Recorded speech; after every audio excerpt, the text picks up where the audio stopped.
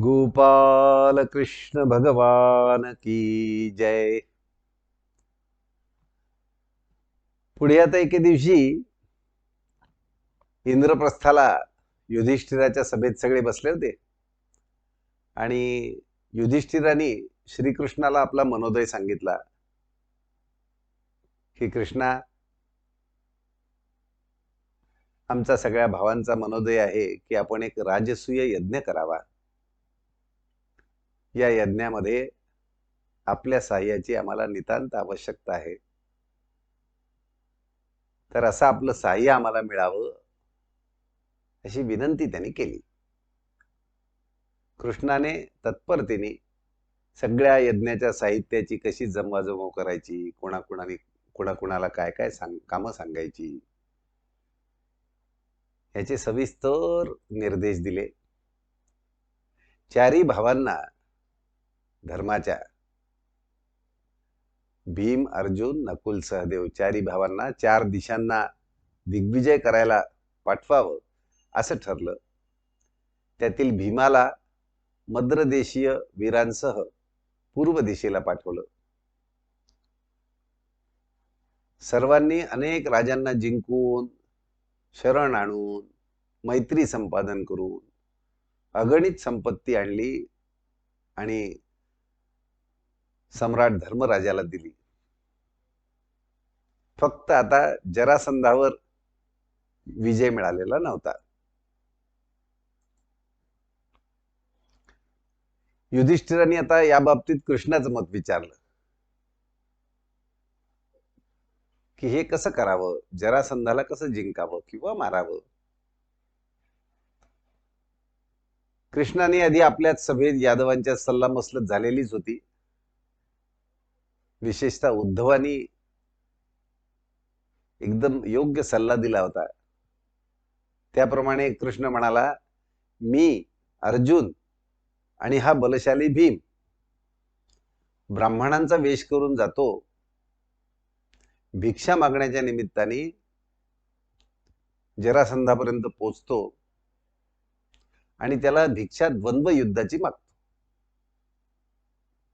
आणि आता आमच्या तिघांपैकी भीमाचं जे धष्टपुष्ट शरीर आहे तो वीर पराक्रमी राजा आहे जरासंध, आणि त्यामुळे तो आमच्यापैकी तिघांपैकी फक्त भीमालाच निवडेल यात शंका नाही. आमच्याशी तो तयारच होणार नाही युद्ध करायला आणि भीमाकडून त्याचा मृत्यू घडवू. युधिष्ठिराला प्रस्ताव पटला आणि मग ते तिघ विप्रवेश धारण करून जरासंधाकडे गेले. अतिथीच्या सत्कारांची जी वेळ असते राजाची, त्या वेळेत पोचले आणि त्यांनी ब्राह्मणांच्या वेशाला अनुरूप असा स्वस्ती मंत्र म्हणून राजाचं अभिष्ट चिंतन केलं.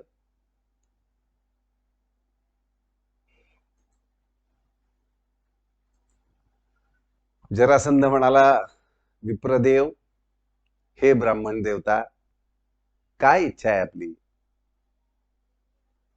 कृष्ण म्हणाला, राजाधिराज, आपले कल्याण हो. आम्ही अतिथी फार लांबून आलो आहोत, पण काही विशेष प्रयोजनानेच आलो आहोत. तेव्हा आम्ही मागू ते नाही म्हणू नका, एवढीच आमची विनंती आहे.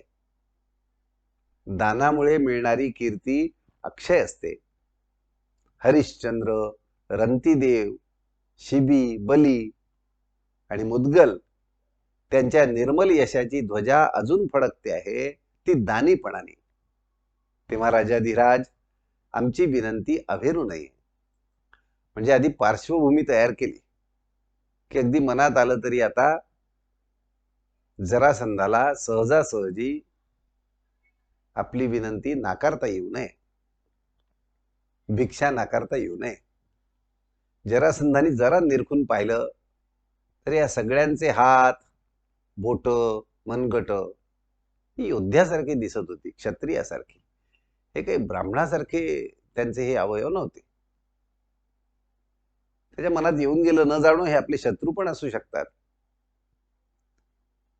पण वामनाने बळीजवळ त्रिभुवनाचं दान मागितलं, तरी त्यांनी एक क्षण सुद्धा मागे पुढे पाहिलं नाही. आपल्या गुरूंना सुद्धा त्यांनी थोपवलं आणि दान देऊन टाकलं.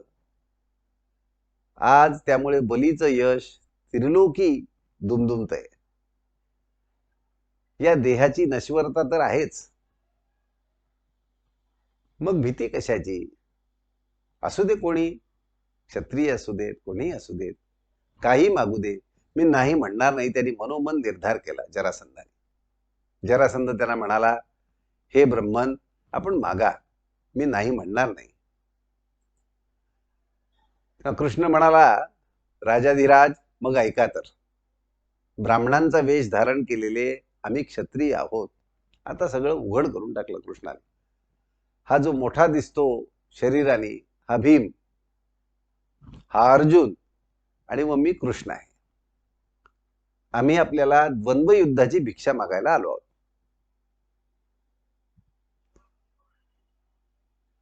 जरासंध राजा हसला. हा हा हा हा, एवढेच होय? अरे कृष्णा, तू एवढे नाटक केवळ मल्लयुद्धासाठी केलेस? त्याला कोण नाही म्हणेल. पण मी लढू कोणाशी तुमच्यापैकी? तुझ्याशी तर शक्य नाहीस. तू तर स्वतः भित्रा आहेस, रणांगणातून पळून गेलास. तुझ्याशी मी नाही लढणार. हा अर्जुन, हा द्वंद्व योद्धा नव्हे, त्यामुळे याच्याशी पण नाही, हा तुल्यबळ नाही द्वंद्व युद्धात माझ्याशी. भीमसेन मात्र मला तुल्यबळ आहे, मी त्याच्याशी लढेन. तुम्हाला जे पाहिजे ते हेच आहे ना? घ्या, माझी तयारी आहे, जरासंध म्हणाला. झालं. लगेच भराभर आज्ञा देऊन जरासंधानी राजभूषणे काढून ठेवली बाजूला. म्हणजे युद्धाच्या बाबतीत एखादा प्रसंग समोर उभा राहिला आणीबाणीचा, तर क्षणाचाही वेळ न दवडता, थोडा वेळ घेऊया, तयारी करूया वगैरे काहीही न बोलता, लगेच देतो म्हटल्यानंतर म्हणणं आणि देण्यामध्ये जितका अनिवार्य समय लागणार आहे त्याच्या पलीकडे वेळ जाता कामा नये. तर ते दान होऊ शकतं. नाही तर मग दानामध्ये अडचणी येतात, खूप किंतु परंतु येतात. आणि सगळीकडे गडबड उडाली, सगळं वातावरणच बदललं. मल्लयुद्धात गदेचा उपयोग करायचं ठरलं. गदा आणि द्वंद्व, वेळ वगैरे ठरली, आखाडा तयार झाला. जरासंधाने आपल्या विजयाचा भरपूर विश्वास असल्यामुळे सगळ्या नागरिकांना द्वंद्व पाहायला बोलवलं आणि दोघं जण आखाड्यात उतरले. आणि कृष्ण आणि अर्जुन आखाड्याच्या भोवतीच अगदी लगतचे प्रेक्षक बनले. दोघांनी आमने सामने येऊन आपापल्या गुरूंचं स्मरण करून परस्परांना अभिवादन केलं आणि गदा समोर उंच धरून परस्परांशी भिडवल्या. खण खण आवाज सुरू झाला. दोघही योद्धे चपलतेने गदा प्रहार करत होते, एकमेकांच्या गदा चुकवत होते.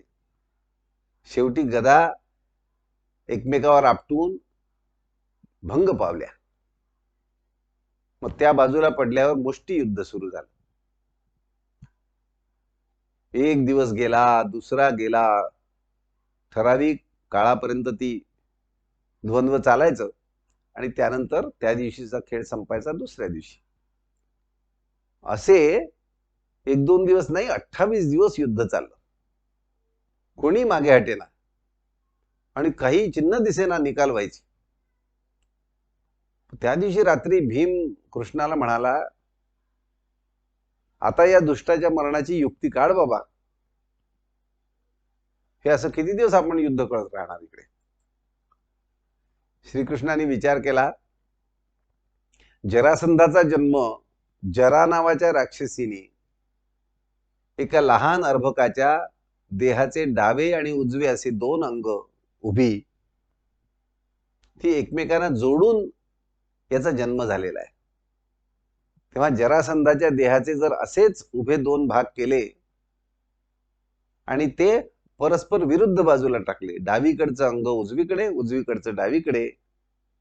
तर महापरत जिवंत व्हायचा नाही. एरवी तुम्ही त्याचं काहीही करा, तो अमरच आहे. हे कृष्णाने लक्षात घेतलं, त्याचा मनोमन विचार केला आणि भीमाला म्हणला, भीमा तू एक काम करशील, मी उद्या योग्य वेळेला तू एक खूण करील तुला. त्या खुणेकडे नीट लक्ष दे आणि जसं खुणेने मी सांगेन तसं कर. आणि युद्धाला पुन्हा दोघं भिडले. चालू झाले डावपेच. रोजच्या सारखंच. कोणीच हारायची चिन्ह नव्हती. तेव्हा भीमाचं लक्ष गेलं आणि कृष्णाने फक्त त्याला दिसेल अशा रीतीने एक गवताची काडी उचलली, त्याचे उभे दोन भाग केले त्याच्या समोर असे, जसं आपण काडीशी खेळतच आहोत. भीमाकडे न बघता फक्त भीम बघतोय. दोन त्याचे उभे भाग केले आणि विरुद्ध बाजूला टाकून दिले. भीम काय समजते समजला आणि पहिल्या संधीला त्यांनी जरासंधाला खाली पाडला. त्याच्या एका पायावर आपला एक पाय दाबून धरला, दुसरा पाय हातात पकडीत घेतला आणि जेवढा उंच उचलता येतो उचलला. आणि बरोबर व्हायचं ते झालं.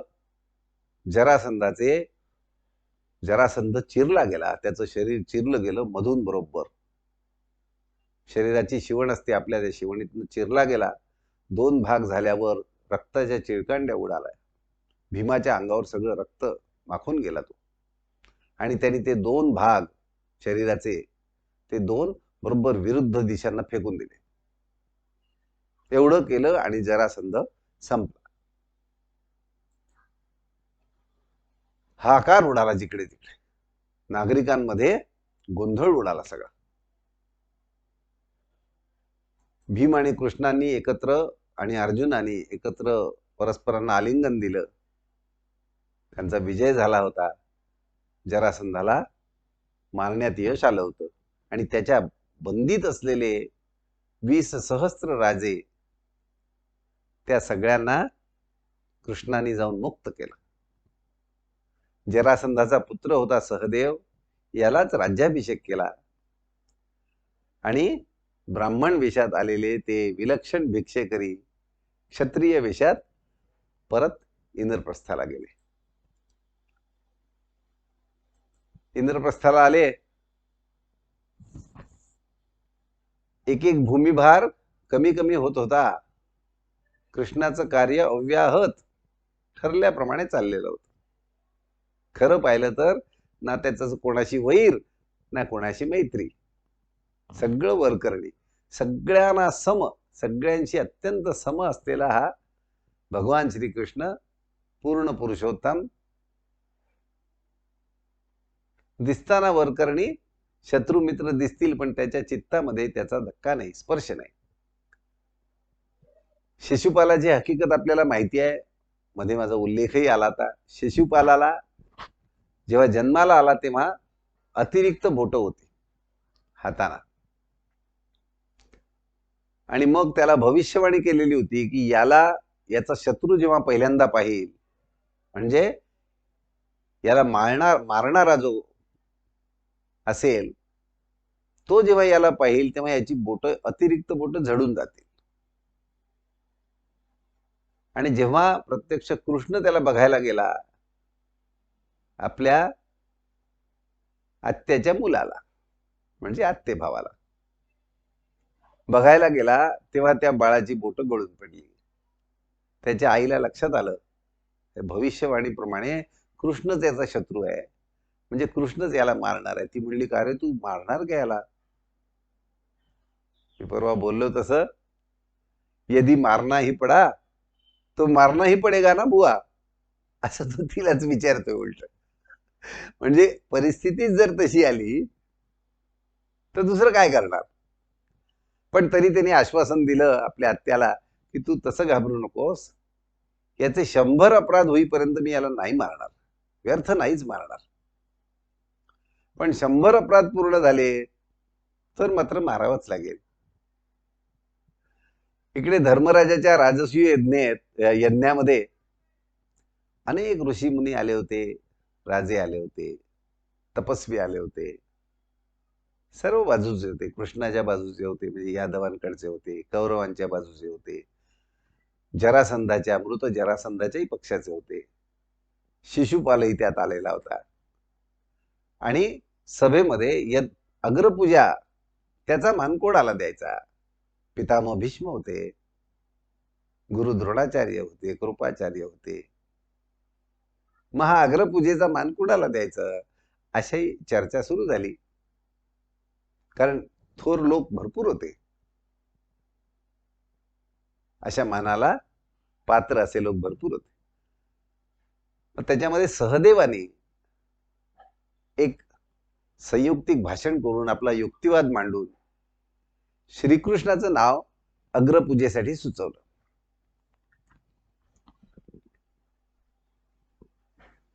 आणि बहुतेक जणांना ते आवडलं, कोणाची काही तक्रार नव्हती. पण तेवढ्यात शिशुपाल उठला. जन्मापासून बोलायला लागल्यापासून श्रीकृष्णाच्या बद्दल अद्वा तद्वा वाईट टाकून बोलण्याचं त्यांनी एकही संधी सोडलेली नव्हती. आणि आता श्रीकृष्णालाच तो मान मिळावा असा प्रस्ताव आला. तो तत्काळ उठला तडकाफडकी, त्याला नाही सहन झालं आणि हात वारे करून उर्मटपणाने कृष्णाला खूप शिव्या देऊ लागला, नावं ठेवायला लागला. आणि त्याचं ते उद्धटपणाचं वर्तन सभेमध्ये कोणालाच आवडत नव्हतं. म्हणजे कृष्णाचा द्वेष करणारे होते, पण त्यांनाही असं उर्मट वर्तन आवडत नव्हतं. काही जण तर त्याला मारायसाठी उठले, कारण हा इतका उद्धटासारखं बोलतोय, पूर्ण असभ्य भाषा.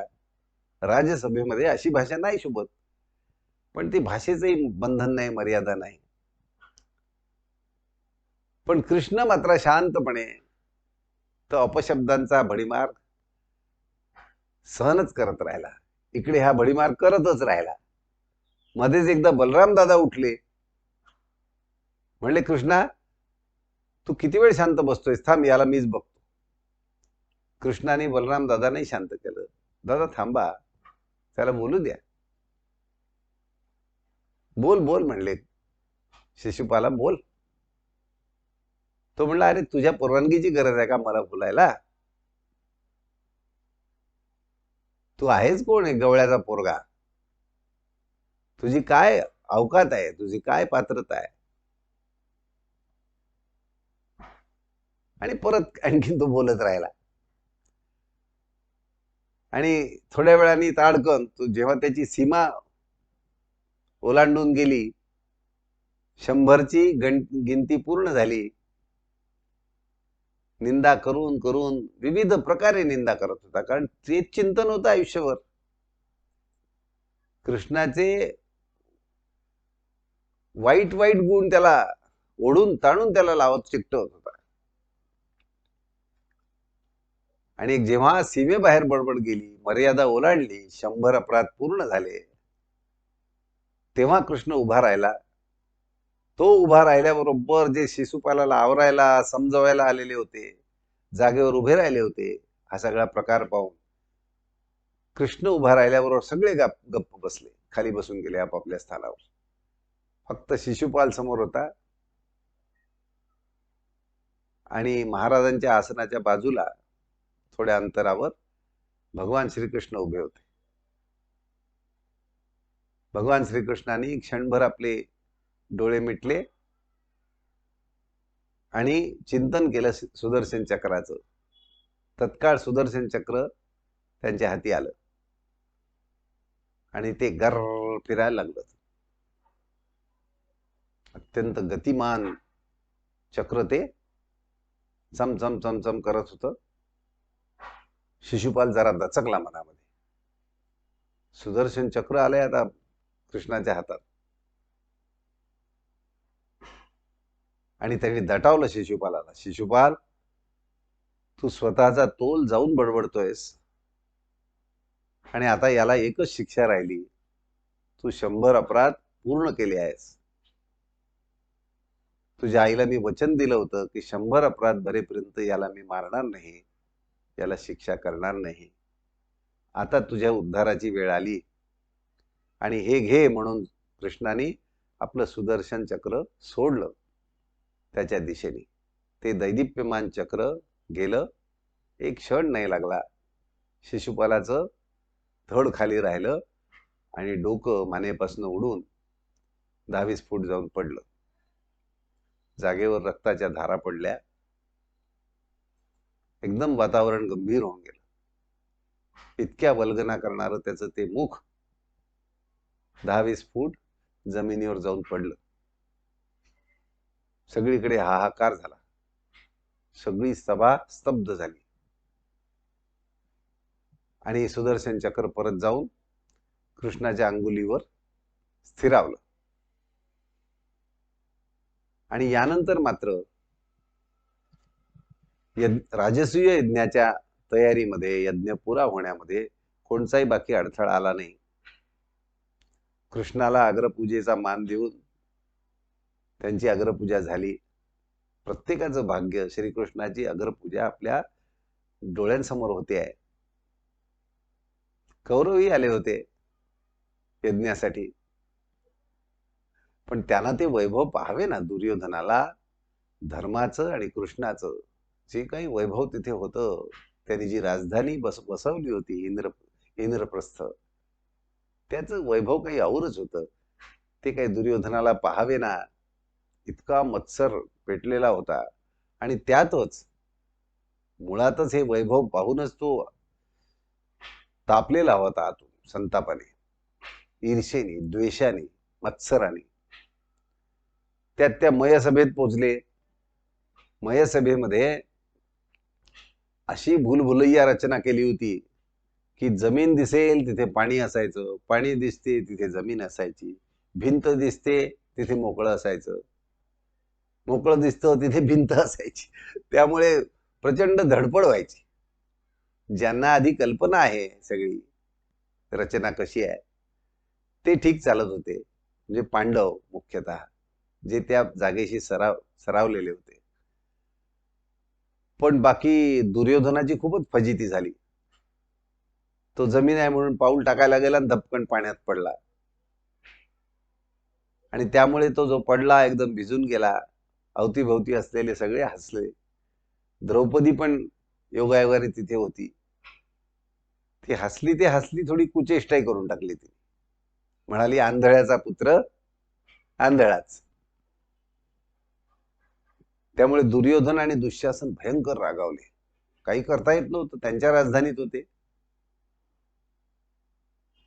तशी द्रौपदीवर त्याची आधीच पासून पापी दृष्टी होतीच दुर्योधनाची.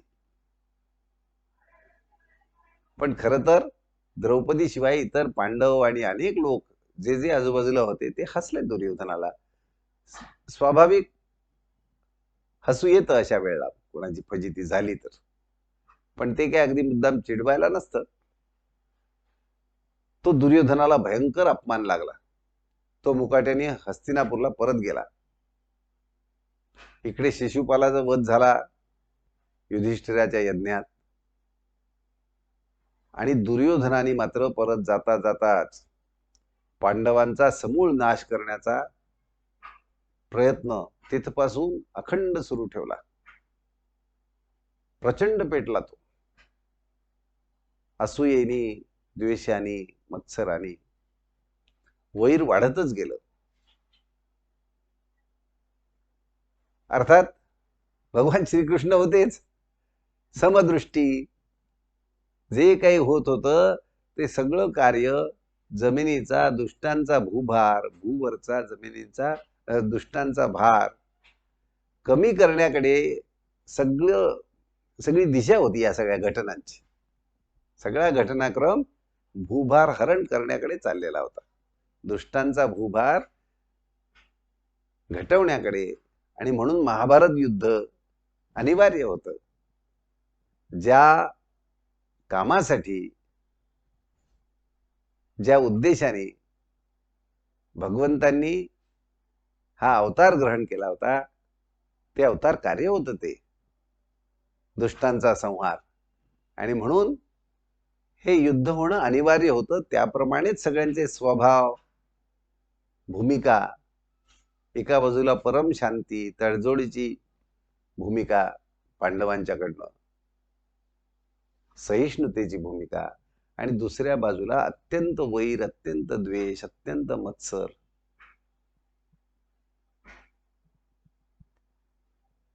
आणि त्यामुळे एका बाजूनी पाहिलं तर घटनाक्रम योग्य दिशेने चालला होता. त्यानंतर हे यांचा समेट होत नव्हता. बलरामाने मार्ग काढला की आपण निवृत्तीच घ्यावी, या भानगडीत पडूच नाही. त्याला दुर्योधनही थोडा बहुत प्रिय होता, त्यालाही गदायुद्ध त्यांनी शिकवलं होतं. भीमही होता आणि कृष्ण पांडवांच्या बाजूने होता. त्यामुळे बलरामाला थोडी द्विधा मनस्थिती झाली आणि त्यांनी तीर्थयात्रा आरंभ केली. आणि तीर्थयात्रा, महाभारताचं युद्धही सुरू होऊन संपत आलं तोवर त्याची तीर्थयात्राच चालली होती. तो निष्पक्ष राहून तीर्थयात्रा करीत राहिला. पांडव आणि कौरवांच्यात महाभयंकर युद्ध झालं. आणि उन्मत्त क्षत्रियांचा, म्हणजे कौरवांच्या बाजूचे म्हणजे जे दुष्ट होते, असत्याला धरून होते, अधर्माला धरून होते, त्यांचा बहुतेक भार उतरला. आणि जेव्हा बलराम दादा परत आले, ते थेट कुरुक्षेत्रावर आले, त्यावेळी दुर्योधन आणि भीमाचं गदायुद्ध चाललं होतं. तेव्हा त्यांनी त्यांच्यात समेट करायचा प्रयत्न केला, युद्ध बंद करायचा प्रयत्न केला, पण ते दोघेही कोणाचं ऐकायच्या मनस्थितीत नव्हते. आणि कृष्णानेही बलराम दादांना सांगितलं, दादा, आपण तर पूर्ण युद्धाच्या काळामध्ये पाठ दाखवून निघून गेला होता, मग आता कशाला बोलताय? आता हा शेवटचा अध्याय चाललाय युद्धाचा, होऊन जाऊ दे. बलराम पुन्हा उदासीन भूमिकेत गेले आणि तीर्थयात्रेची समाप्ती करण्यासाठी नैमिषारण्यात निघून गेले. आणि पत्नी रेवतीसह ते तिथेच राहिले. आता अजून 2 दुष्ट राहिले होते, शाल्व. शिशुपाल गेला, शिशुपाल आणि दंतवक्त्र हे तर हिरण्याक्ष आणि हिरण्यकश्यपूचे अवतार, म्हणजे पुनर्जन्म.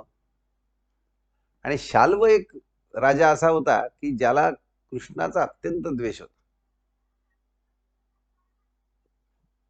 तो कट्टर दुश्मन होता कृष्णाचा. आणि म्हणून त्याला कृष्णाला काही करून अपमानित करायचं होतं, हरवायचं होतं. त्यांनी खूप मोठी तपश्चर्या केली आणि भगवान शंकराकडून एक मायावी विमान बनवण्याची शक्ती मागवून घेतली.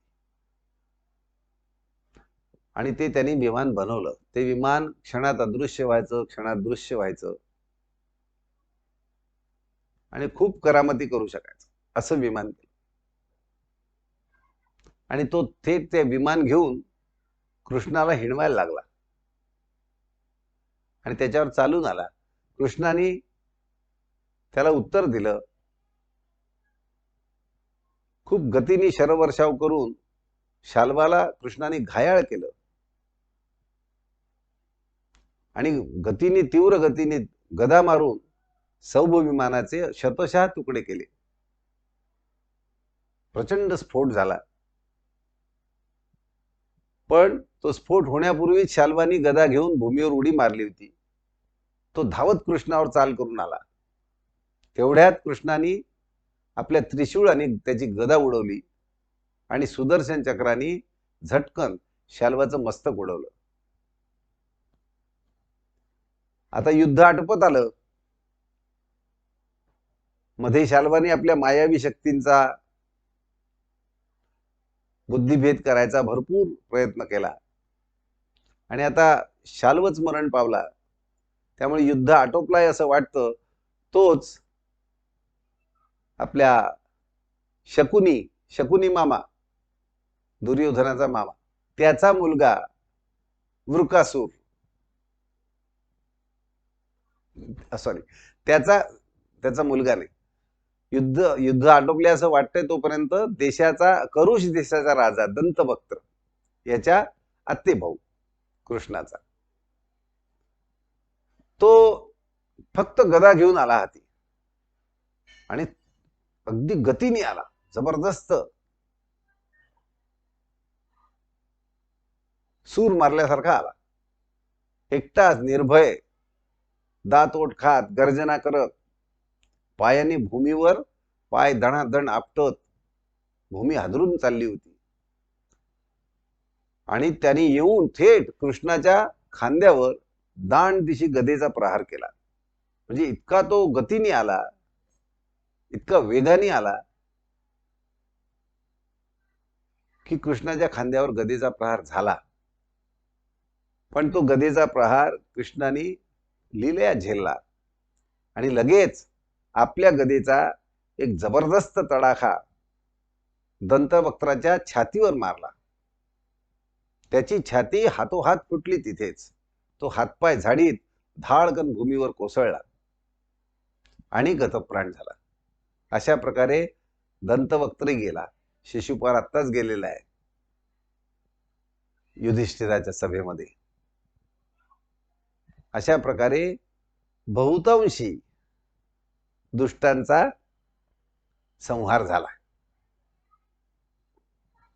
आता अत्यंत गोड भक्त चरित्र. आता संहार संहार खूप झालं.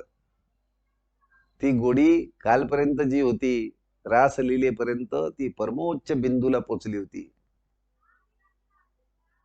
काय मन रमलं होतं, असं वाटायचं की रासलीलेची कथा संपूच नये. त्यानंतर मग उद्धव आणि गोपींची जी भेट झाली, त्याच्यामध्ये त्यांचा जो संवाद झाला, असं वाटायचं तो संपूच नये. म्हणजे आपल्याला जर असं वाटलं तर हे इतकं चांगलं लक्षण आहे. याचा अर्थ असा आहे की आपण गोपींच्या भूमिकेमध्ये, गोपींच्या भावामध्ये काही ना काही अंशी तरी पोचलोय आणि आपल्याला त्याची मधुरता आपल्याला चाखायला मिळते. म्हणून आपल्याला वाटते की नाही, हे संपू नये, चालू राहावी ही भेट. असं वाटून जात होतं की हा उद्धव राहिला ना तिच्या 5-6 महिने, अजून राहू दे ना, कशाला जातोयस, काय करायचं जाऊन त्याला, असं मनोमन वाटत होतं.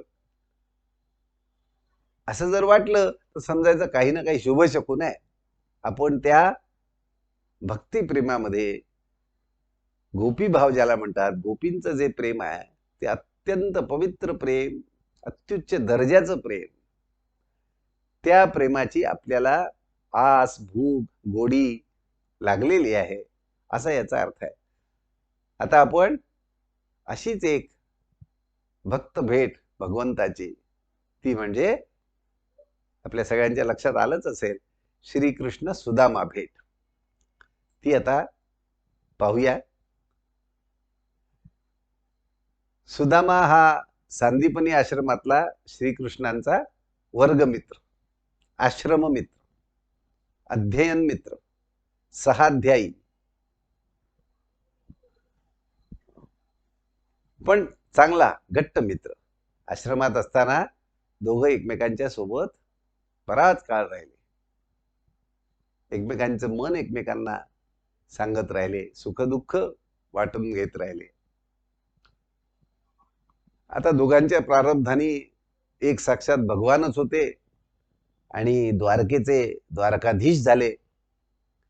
आणि इकडे सुदामा साधारण गृहस्थ झाला, भिक्षुकीचा व्यवसाय, लग्न विग्न करून प्रपंच थाटला, पण भिक्षुकी काही चालत नसे. आणि मुळात अर्थार्जनाचा स्वभावच नाही, अर्थसंचयाचा स्वभाव नाही, पैसा साठवायचा स्वभाव नाही, सरळ स्वभाव, संकोची स्वभाव, मागण्यामध्ये अत्यंत संकोच, देण्यामध्ये मात्र बिलकुल संकोच नाही, मुख दुर्बळ, अधिक बोलायचं नाही, अल्पसंतुष्ट, थोडं असलं तरी पुरे आहे, अशा भूमिकेत असलेला, अशी वृत्ती असलेला, खरं तर ही भाग्याची गोष्ट आहे, बरं मिळत नाही. भोळेपण ही दैवी देणगी आहे, पण ती फार कमी लोकांना मिळते. आम्ही भोळे नाही याच्यातच जवळजवळ आयुष्यभर संतोष मानत असतो की मी चतुर आहे, भोळा नाही. पण भोळेपण ही खरोखर दैवी देणगी आहे. आणि ती दैवी म्हणजे इतकी पवित्र गोष्ट आहे ती. आपल्याला भावते पण दुसऱ्याची. त्यामुळे सुदाम्याची अवस्था, घरची स्थिती, सांपत्तिक स्थिती, प्रपंचाची स्थिती ही काही फारशी चांगली नव्हती, हलाखीची होती. कारण वृत्तीच तशी नाही. घरी खायची पंचायत असायची, बरेचदा उपास काढायला लागायचे. कोणाकडे याचना करायची नाही, करू वाटेना. मिळेल तेवढं खायचं, नाहीतर पाणी पिऊन राहायचं. पण त्याच्या सुखाला धक्का नव्हता, त्याच्या तृप्तीला धक्का नव्हता. तो कधीही अतृप्त नव्हता. त्याच्या मनामध्ये कधी स्वप्नात सुद्धा असं आलं नाही की माझा मित्र हा साक्षात भगवान श्रीकृष्ण आहे, द्वारकाधीश आहे. वैभव संपत्तीच्या बाबतीत जगामध्ये त्याच्या तोडीचा कोणीच नाही. तरी पण सुदाम्याची पण काय स्थिती आहे बघा. तोही त्याचा तुल्यबळ आहे बरं, कृष्णाचाच. तोही सम्राट आहे, तोही राजाधिराज आहे त्या अर्थाने पाहिलं तर. त्याच्या मनात एकदाही कधीही की कृष्णाकडे जाऊन आपली स्थिती सांगावी आणि काही मागावं असं आलंच नाही हो. इतकी विदेही अवस्था आपल्याला प्राप्त होऊ शकते भक्ताला. आणि त्या विदेही अवस्थेपेक्षा श्रेयस्कर, उपयुक्त, जीवनाचं कल्याण साधणारं दुसरं काही नाही. आपल्याकडे किती अनुकूलता आहे, साधन संपत्ती आहे, यांनी माझं जीवन यशस्वी आहे असं नाही म्हणता येत. मला निरासक्ती किती आहे, निस्पृहता किती आहे,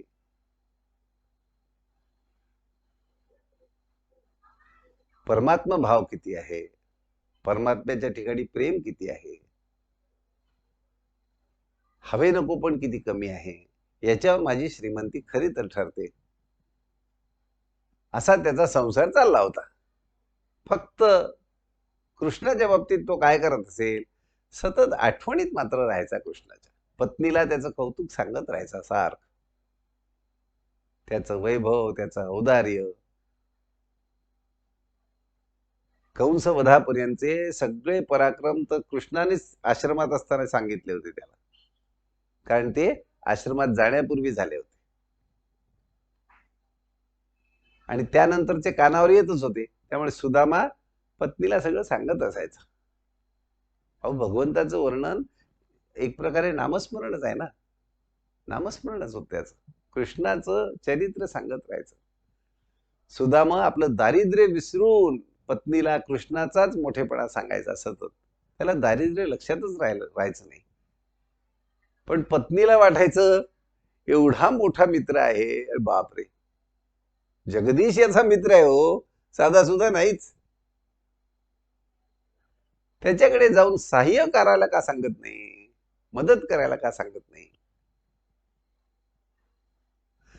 पण खूप अतिरेक झाला, तिला सहन होईन असं झालं, तेव्हा तिने त्या अगदी अशक्त देहाच्या पतिराजांना सांगितलं की तेवढं कृष्णाला भेटून मागा ना काहीतरी. किती असं हलाखीचं जीवन जगायचं, खायचा पत्ता नाही, खायला मिळेल याची शाश्वती नाही, कधी मिळतं कधी मिळतच नाही. पण सुदामा म्हणायचा मी नाही मागणार. त्याची मैत्री म्हणजे मैत्री. द्रव्यात ती विकायची, विकत घ्यायची भाषा नको. तो म्हणायचा मला नको सांगू, हे मला वाटतच नाही मागावं काही म्हणून. पण खूप पत्नीचा आग्रह झाला म्हणून भेटून तरी या असं सांगितलं. म्हणून तो एकदा निघाला. म्हणलं मग काय घेऊन जाऊ खाऊ कृष्णाला? ती म्हणली अहो घरात तर काहीच नाही आहे, पण हो थोडे कोरडे पोहे आहेत बाबा, थोडेसे आहे अगदी मुठभर, तेवढे देते मी. ते एक मळक्या कापडाची उपरण्याची त्याच्या पुरचुंडी, त्याच्यात बांधून दिले पोहे, अगदी एवढे एवढेच.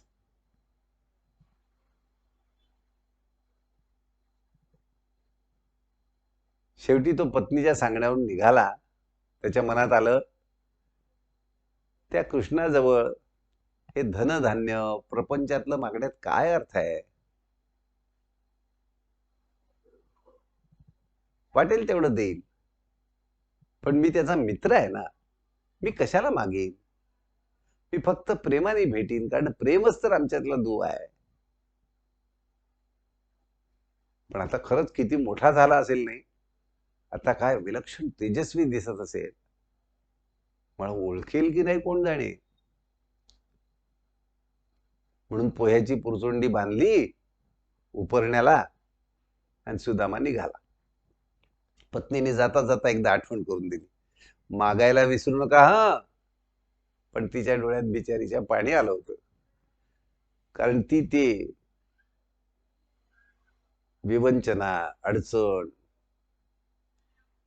उपासमार, 18 विश्व दारिद्र्य सहन नव्हती करू शकत. तरी तिने म्हणून आठवण करून दिली. सुदामा तसा निघाला. चालत चालत 4 दिवस लागायचे पोचायला. 4 दिवसांनी द्वारकेपर्यंत पोचला. ते समुद्रामध्ये आतमध्ये ती नगरी, तो तटावर पोचला. किनाऱ्यावर सगळं धुळीने अंग माखलेलं, चालत चालत गेलेला. जवळची स्वतःची शिदोरी संपली होती. ऊन तहानेने जीव कासावीस झाला होता. पोह्यांची पुरचुंडी तपासून पाहिली, त्यात तिने थकून बसला होता एका झाडाखाली. पण चाच पडून पाहिलं, आपली खाऊ तर आहे की नाही कृष्णाचा. थकल्यामुळे त्या झाडाखालीच त्याचा डोळा लागला.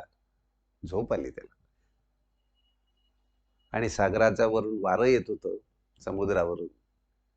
ते पाण्यावरून येत असल्यामुळे थोडं थंड होतं, त्यामुळे त्याला थोडेसे श्रम कमी वाटत होते.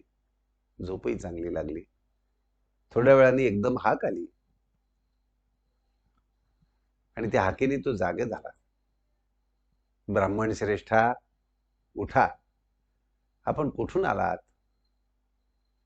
आपली अशी दशा का झाली? असे प्रश्न विचारले जात होते. त्यांनी सहज डोळे किलकिले करून पाहिलं, तर एक उंच धिप्पाड कसलेल्या शरीराचा तरुण,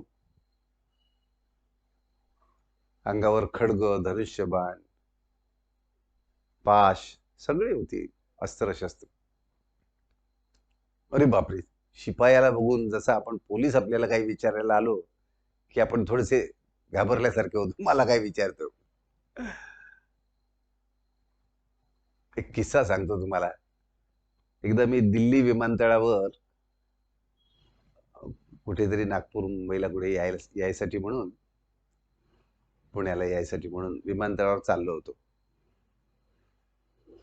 आमची सौ आणि ड्रायव्हर तिथला मला सोडायला आले होते विमानतळावर. आणि आत तर सगळ्यांना जाता येत नाही, आपल्याला एकट्यालाच जावं लागतं. म्हणून मग त्यांनी मला सोडलं. मी ते प्रवेश घ्यायला म्हणून तिथे गेलो. प्रवेशाच्या तिथे एक 3 पोलीसवाले बसले होते आणि मी कृष्णाचं कोणतं तरी भजन म्हणत चाललो होतो आतमध्ये.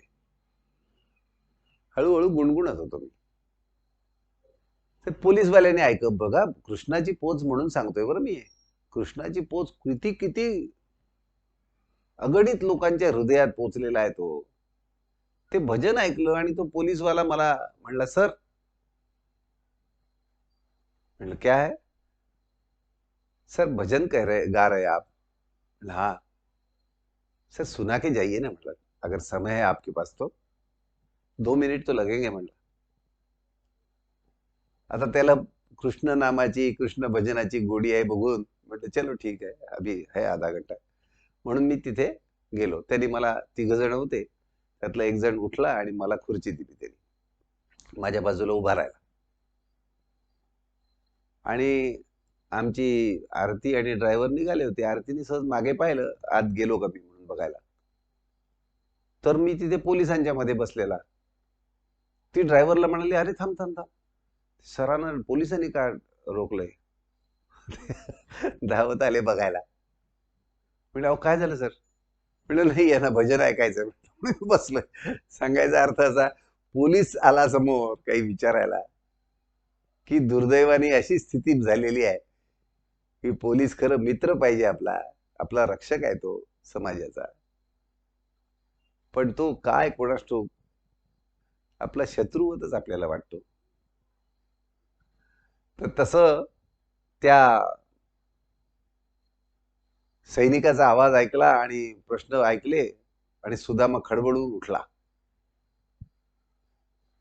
पोह्याची पुरचुंडी परत तपासून पाहिली आहे ना, बसला. तो सैनिक म्हणाला, महाराज आपण पांथस्थ दिसता, कुठेतरी जाणार आहात वाटतं आपण. कुठे जाणार? काही मदत हवी आहे का आपल्याला? कोणी दैत्याने आपल्यावर विपत्ती तर नाही ना आणली? श्रीकृष्ण द्वारकाधीश यांची आज्ञा आहे की ब्राह्मणांना विपत्तीपासून सुरक्षित ठेवायचे. बोला कुठे जायचे आहे? एका दमात सगळ्या चौकशा केल्या त्या सैनिकाने. अहो भगवान श्रीकृष्णाचा सैनिक प्रत्येकाच्या हृदयात आहेत ना. सैनिक काय करणार नाही, त्याची जी भावना ती बरोबर सैनिकाच्या वागण्या करण्यात आहे. सुदामाच्या जीवात जीव आला. उठून बसलेला आता उभा राहिला. म्हणाला, मला श्रीकृष्णाकडेच जायचं आहे, त्याला भेटायचं आहे. मी त्याचा आश्रमातला मित्र आहे.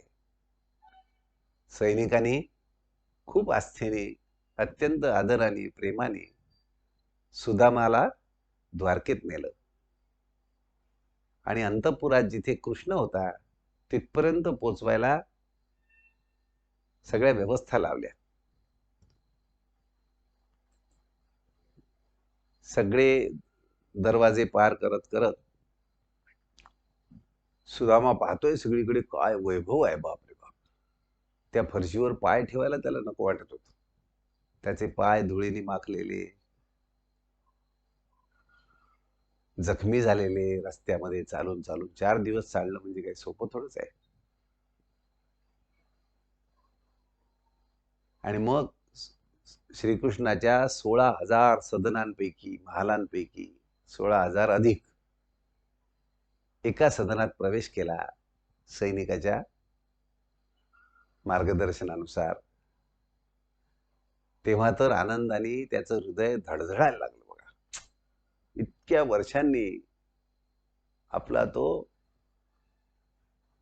सगळ्या जनाजनाच्या हृदयात विराजमान असलेला, प्रत्येकाचा हृदयराज.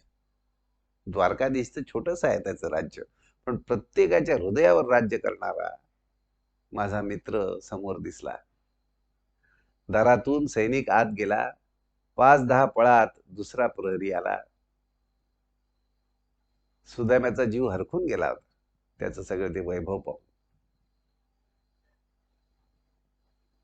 मनात आलं, मी कृष्णाजवळ बोलू तरी काय? काय हे वैभव,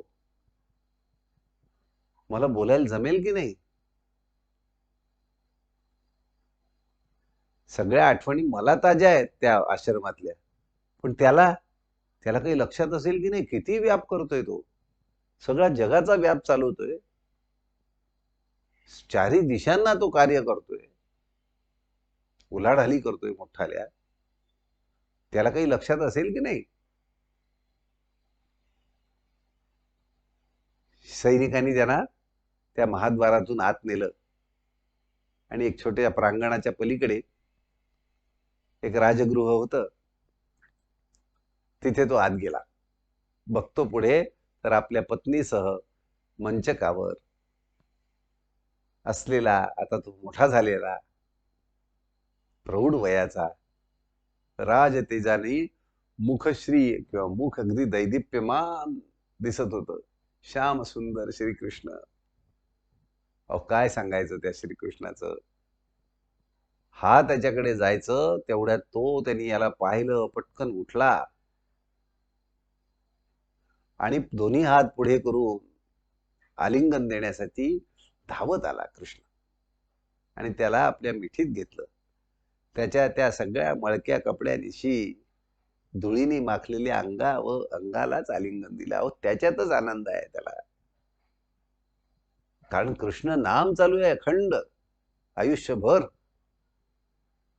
याच्या इतकं प्रेमाचं पात्रच नाही कृष्णाला. याला काय झाला असेल त्याच्यापेक्षा अधिक आनंद देवाला झाला, पांडुरंगा. तेव्हा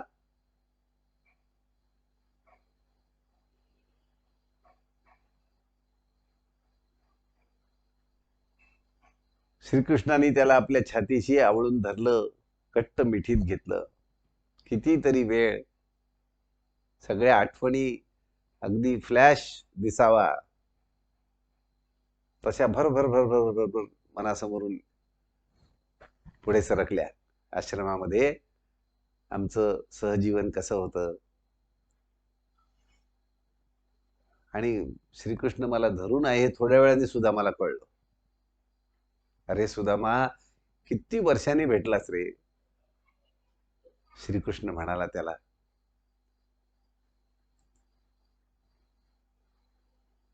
सुदाम्याला त्याच्याकडे पाहता येईना, डोळ्यातनं निरंतर अश्रू वाहत होते. इतकं त्याला भरून आलं होतं. कसं पाहणार. त्यांनी बिचाऱ्यांनी उपरण्याने डोळे पुसले आणि पाहिलं. दृष्टी ठरत नव्हती, त्याची दृष्टी ठरत नव्हती. साक्षात सौंदर्य पुढे उभं होतं. अरे बाप, इतकं सौंदर्य तर कल्पनाही नाही करता येत. सुदाम्यावर अमृताचा वर्षाव करीत होते भगवान. श्रीकृष्णाचे कमल नयन, त्याच्या डोळ्यातनं अमृतानंद येत होता बाप. नुसत्या पाहण्यामध्ये किती आनंद होता, किती प्रेम होतं.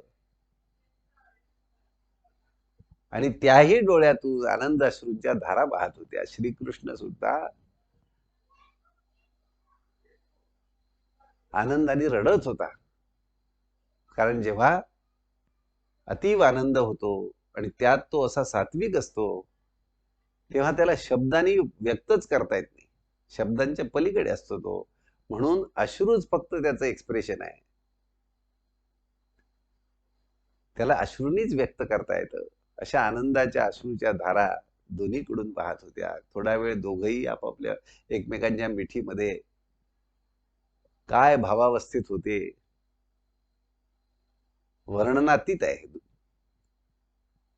कसा बसा तोकडा प्रयत्न करायचा एवढंच. त्यांनी स्वतःबरोबर घेऊन गेला. आपल्या पत्नीसोबत ज्या मंचकावर बसला होता, पत्नीची जागा सुदाम्याला दिली. त्याला बाजूला बसवून घेतलं. मग उठून भगवंतांनी त्याचे चरण धुतले. ते धुळीने माखलेले भगवंताच्या महालाच्या दिशेने, द्वारकेच्या दिशेने आपल्या गावापासून जो निघाला, ते चरण धुतले. आपल्या शेल्याने पुसले खांद्यावरच्या. त्याच्या श्रमांचा परिहार होईल, त्याचे पाय चेपले आणि खूप त्याला सन्मानित केलं.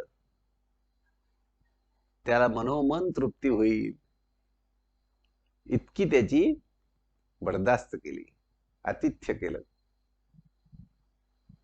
सर्व उपचार त्याला केले. भगवंतानी स्वतः केले. आदेश नाही दिला त्यांना असं करा तसं करा. आणि त्याच्या पत्न्या स्त्रिया पाहतच राहिल्या. हा कोण आहे दरिद्री. काय ते कपडे, किती मळलेले हातपाय, काय तो अवतार. आणि आमचे नाथ, जगाचे जगदीश, विश्वंभर, याच्या पायावर डोकं ठेवतायत की हो. बापरे, त्यांना कल्पनेतच येईना काय हा आहे तरी कोण. याची किती पुण्याई असेल. इतकं प्रेम तर याने आमच्यावरही कधी केलं नाही. अरे बापरे. आणि त्यांच्या मनात येऊन गेलं चटकन, आपणही याची सेवा केली पाहिजे. हा जर माझ्या नाथांना प्रिय आहे, तर आम्ही सुद्धा यांची सेवा केली पाहिजे. म्हणून त्याही समोर आल्या. त्यांनी चौऱ्या ढाळल्या, पाय चेपले सुदामाचे. सुदामा भांबावून गेला हो. त्याच्या अपेक्षेत बसूच शकत नव्हतं हे सगळं. कृष्ण विचारत होता, सुदामा, अरे किती जुन्या आठवणी घेऊन आलास तू. तू आल्यामुळे सगळ्या जुन्या आठवणी माझ्या समोर येत आहेत, चित्तासमोर. मला आठवतंय सगळं. आपण आश्रम सोडला तेव्हा सांदीपनींचा निरोप घेतला. त्यांचा प्रेमळ हात पाठीवर फिरला, तो अजून आठवतोय. नाही का, तुला नाही आठवत? सुदामा मान हलवतोय. त्याच्या तोंडून शब्द निघेना. आणि आपण दूर जाताना किती वेळ हातात हात घालून आश्रमाच्या कोपऱ्यावर त्या वटवृक्षाखाली बसलो होतो. तू कुठे राहतोस? गृहस्थ आश्रमात प्रवेश केला ना, तू पहिल्यापासून फार संकोची, लाजाळू, अजून तसाच आहे ना? सगळं आठवत होतं कृष्णाला. एकही गोष्ट अशी नाही. इतक्या बारीक सारीक गोष्टी, तपशीलवार, इतके व्याप करणारा हा भगवान, त्याला काय आठवत नाही असं नाही. तुला ऐहिक सुखभोगांचा हव्यास नव्हताच. तुला असे सुखभोग, विलास, चैन आवडतच नव्हतीस. तू अजूनही तसाच विरक्त असशील ना?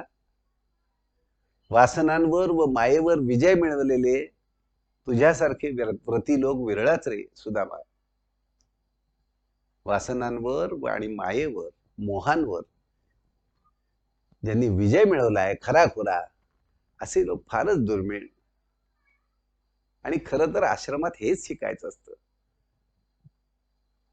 वरकरणी जी विद्या विद्या म्हणून असते ती तर दुय्यम असते, पण आश्रमात मूल्याधिष्ठित जीवन, सात्विक जीवन, उदात्त जीवन शिकायचं असतं.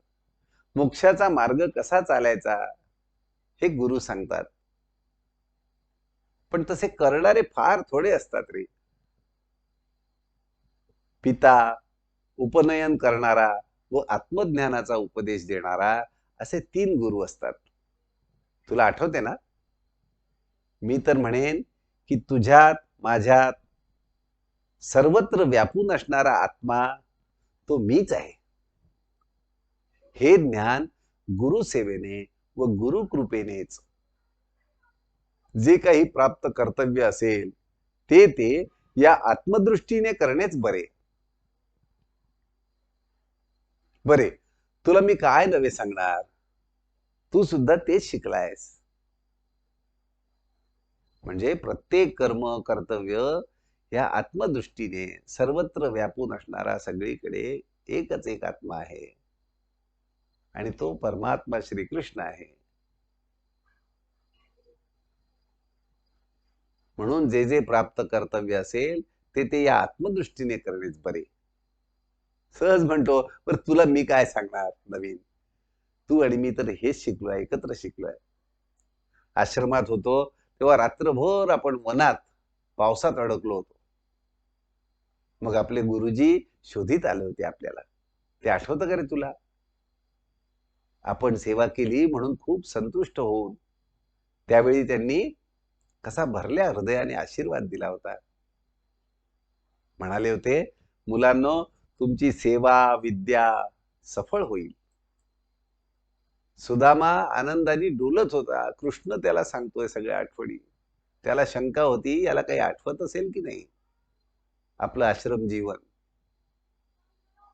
सुदामा नुसता डोलतोय. वाह, भोजनाने काय तृप्ती होईल हो. तृषा भागवल्याने काय तृप्ती होईल. तृष्णा भागवल्याने खायला प्यायला देऊन काय तृप्ती होईल. बाकी देहाचे चोचले पुरवण्याने काय तृप्ती होईल.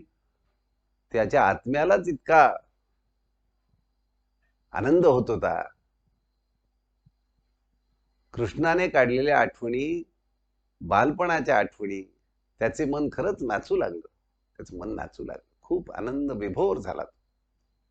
सुदामा म्हणाला, वासुदेव कृष्णा, आज मी धन्य झालो रे. तुझ्यासारखा पूर्णावतार, साक्षात विष्णू माझा सहाध्यायी, माझी त्याची एवढी साथ संगत. चारी वेद याच ज्याच्या मूर्ती, तो तू मानव देह धारण करून आश्रमात सामान्य जनांसारखे आमच्या सोबत शिकलास. मला तुझी मैत्री दिलीस. आणखी काय हवे सांग मला आयुष्यात. कृष्ण म्हणाला, अरे पण माझ्यासाठी खाऊ काही आणलायस का? काहीतरी नवलाईची वस्तू असेलच. अरे प्रेमळांनी इवलेसे दिले तरी ते मला अतिशय आवडते. नि डामडौलाने बडदास्त दाखवून जास्त दिले तर मला नकोसे वाटते. काय आहे दाखव. अरे हे उपरण्यात काय आहे? काढ काढ. हा पोहे. सुदामा संकोचला हो. त्याच्याकडे ते कोरडे पोहे, काहीच नाही त्याला संस्कार केलेला. गोंधळला बिचारा. त्याची उपरण्याची गाठ सोडवून कृष्णानेच, त्या जगदीश्वराने त्यातली पोह्याची एक मूठ उचलली सुद्धा. आणि उचललीच काय, एक क्षण नाही जात तर ती सगळी मूठ आपल्या मुखात घातली थेट.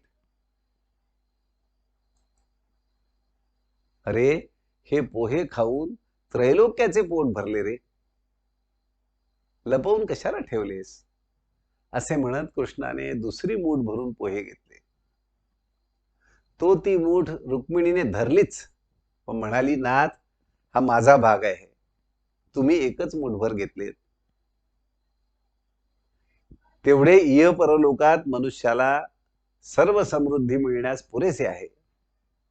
आता पुरे. तुमचे थोडक्यात समाधान असते ना. आणा ते पोहे इकडे. दुसरी मूठ लक्ष्मी रूप रुक्मिणीने आपल्या हातात घेतली आणि एक सुदाम्याला भरवली. तिघेही मनसोक्त हसू लागले. सगळा भेद गेला. रुक्मिणी मातेच्या चित्तातला सुद्धा दरिद्री, कळकटला, मळलेला काही नाही राहिलो. सगळे नुसतं वरवरचे भेद आहेत. भक्ताचं अंतःकरण इतकं पवित्र, इतकं तेजस्वी असतं, भगवन्मय असतं, त्याला या सगळ्याची आडकाठी होतच नाही. परीक्षिता, शुकोमुनी म्हणतात, त्या मुठभर पोह्यांची बरोबरी एक कृष्ण नामच करू शकेल. आपल्याला तर कृष्ण आता भेटणार नाही, असा देहाने भेटायची अजूनपर्यंत तर भेटल्यासारखा कळत नाही. भेटतो तर रोजच. मग ह्या मुठभर पोह्यांनी जो आनंद कृष्णाला झाला आणि त्यामुळे सुदाम्याला झाला, रुक्मिणी मातेच्या चित्तात सुद्धा आणखीन सात्विक भाव वाढला. कृष्ण आणि त्याचा भक्त यांचं नातं पाहून हे सगळं साधायचं असेल तर सामान्य भक्तांनी सुद्धा, सामान्य तुमच्या आमच्यासारख्या लोकांनी सुद्धा कृष्ण नाम सोडू नये. बघा, कृष्ण नाम ही सगळी भरपाई आपल्याला करून देईल. शुकमुनी सांगतायत आणि ते त्रिवार सत्य आहे. त्या रात्री सुदाम्याने कृष्णाच्या प्रसादातच निद्रा घेतली. स्वतः काहीही मागितलं नाही, मनातच आलं नाही. काय मागणार इतकं प्रेम दिल्यावर?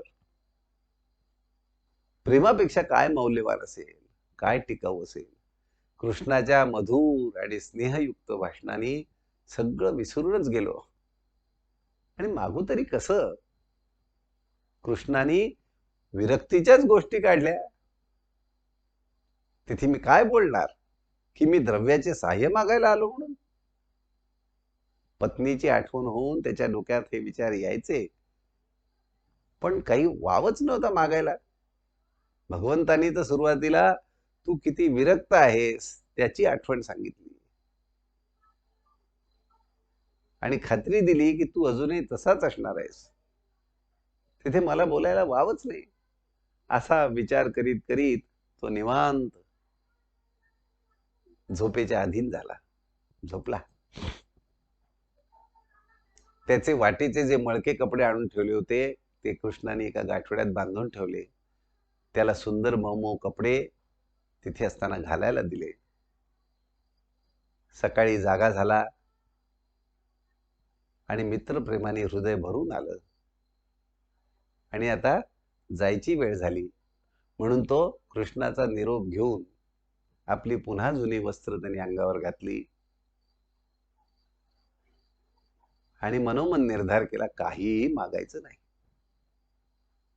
त्यांनी काय दिलं नाही, मैत्री दिली, स्वतःच्या श्री विग्रहाचं आलिंगन दिलं. हो बापरे, सगळे भक्त लालायित असतात क्षण क्षण की मला त्या गोपींचं पाहिलं ना, त्याच्या आलिंगनासाठी पूर्ण आयुष्य वेचलं त्यांनी. लक्षच नाही प्रपंचात कुठे, देहभान हरपलं त्यांचं. ते आलिंगन मला आपसूक दिलं. आहा, स्वतः माझे पाय धुतले, रुक्मिणी मातेने मला वारा घातला, एक का दोन, आणि द्यायचं तरी काय त्यांनी मला. मला हातांनी पोहे भरवले रुक्मिणी मातेने. मला कृष्णाने काय दिलं नाही. आपल्या प्रिय रुक्मिणीऐवजी मला ती झोपायला मंचक दिला, शय्या दिली. कृष्णाने आता द्यायचं तरी काय मला आणखी. माझं जीवन कृतार्थ झालं, सगळं मी भरून पावलो. भगवान जगदीशाशी आलिंगन मिळणं, त्याचं आतिथ्य प्राप्त होणं, अरे बाप. धनधान्य दिले असते तर मी उन्मत्त झालो असतो. कृष्णा, माझ्या मित्रा, खरेच तू साऱ्या जगाचा सुहृद आहेस, असा विचार करत तो त्या आलेल्या खंदकावरच्या मार्गाने किनाऱ्यावर जाऊन पुन्हा आपल्या मार्गाने आपल्या गावी घराकडे निघाला. त्या सैनिकांनी तिथल्या त्याला प्रणाम केला आणि एकच त्याची पण नम्र वृत्ती जशी कृष्णाची तशीच या सैनिकाची. एक प्रकारचा व्यवहार सगळ्यांशी. आणि मात्र आता परतीला सुदाम्याला खूप उत्साह आला. त्याला सगळं काही भरून पावल्यासारखं वाटत होतं. काहीही लौकिकातलं न मिळता देखील त्याचा उच्चार सुद्धा न होता, उल्लेख सुद्धा न होता, इतकी पुंजी जमा झाली की तो त्याचा उत्साह प्रचंड वाढला आणि जाताना झपझप पावलं टाकत तो लवकरच पोचून गेला.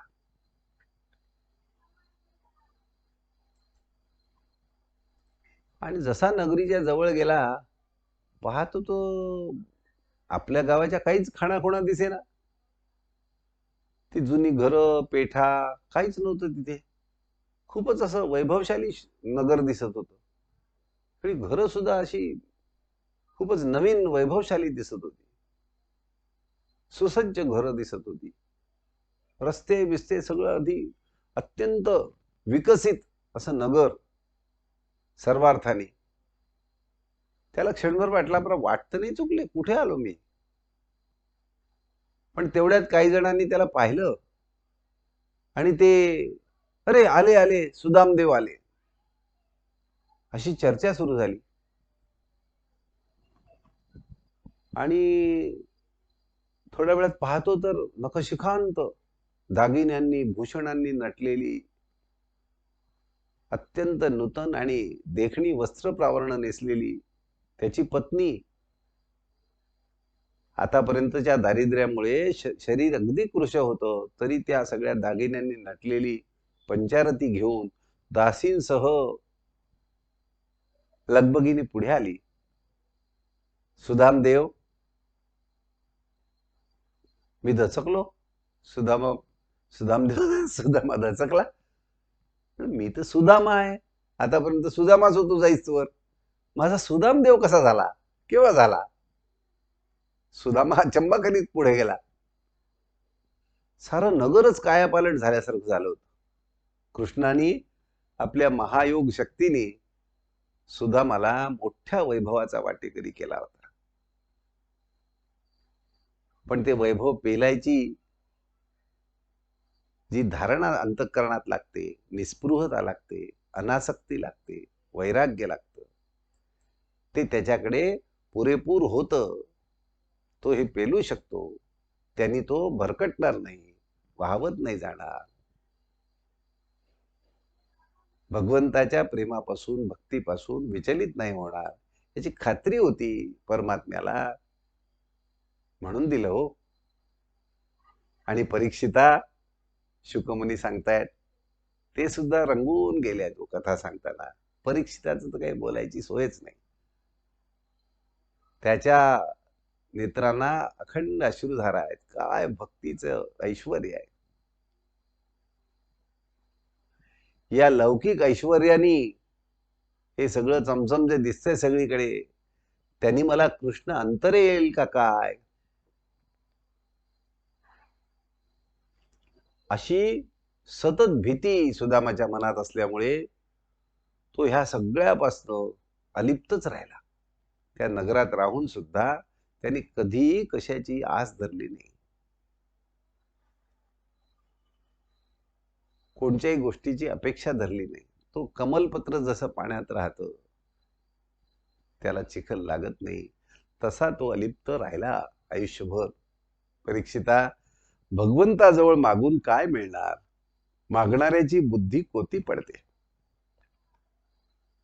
पत्नीच्या सांगण्यावरून त्याने मागितलेच असते तर थोडेच मिळाले असते ते, पण गुप्तपणे योग्य ते योग्य वेळी योग्य त्याला देण्यात भगवंताची अतर्क्य लीला दिसून येते. गुप्तपणे योग्य ते योग्य वेळी योग्य त्याला.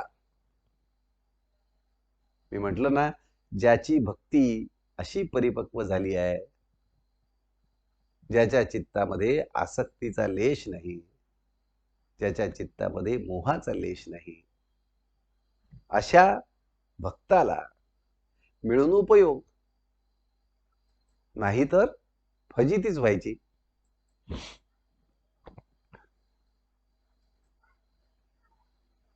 आता याच्या पुढे काही थोडे आत्मज्ञानाचे उपदेश आहेत, ते आपण थोडक्यात ऐकूया. मग आता एका विशेष पर्वणीला, एक विशेष पर्वणीचा प्रसंग बघून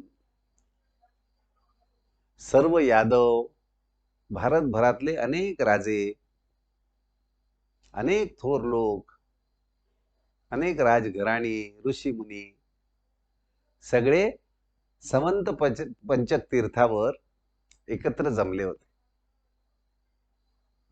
पर्वणीचा समारंभ म्हणून द्वारकेतून सगळे यादव पण गेले होते. तो सोहळा अपूर्व होता. तीर्थक्षेत्र होतं ते. तिथेच नंदादी गोप, वसुदेव देवकी, नंद यशोदेची जी भेट कृष्णाशी झाली, तिच्यामध्ये भावनांचा प्रचंड उमाळा होता. तो अवर्णनीय आहे.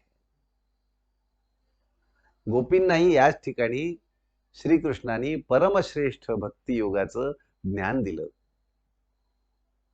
पांडवांची पत्नी द्रौपदी हिने कृष्णाच्या 8ही पट्टराण्यांना त्यांच्या स्वयंवराची माहिती विचारली. प्रत्येकीने लाजत लाजत आपल्या विवाहाची माहिती सांगितली. भौमासुराचा वध होऊन 16,000 स्त्रिया कशा मुक्त झाल्या त्याचंही वर्णन रोहिणी नावाच्या कृष्ण पत्नीने केलं.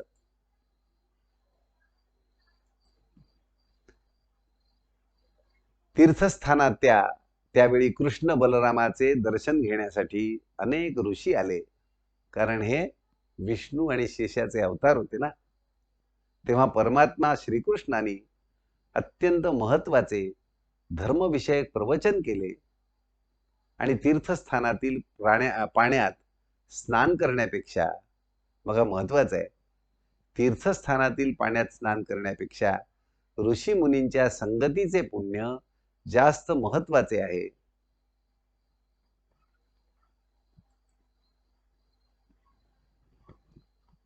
हे सांगितलं, समजून सांगितलं. जलाने शरीराचे स्नान होते, पण शरीर हे भौतिक आहे. काष्ठ, मृत्तिका, धातू, जल यांच्या मूर्ती किंवा प्रवाह यांच्या ठायी भगवंताचे अधिष्ठान शोधण्यापेक्षा ऋषी, संत, सज्जन, सिद्ध यांच्या ठिकाणीच अत्यंत कल्याणप्रद, अत्यंत प्रभावी असं ते अधिष्ठान असतं. ज्ञानानी व सर्व वासुदेवच आहे अशा भावनेनी चित्ताचं स्नान घडतं. हे स्नान संतच घालतील,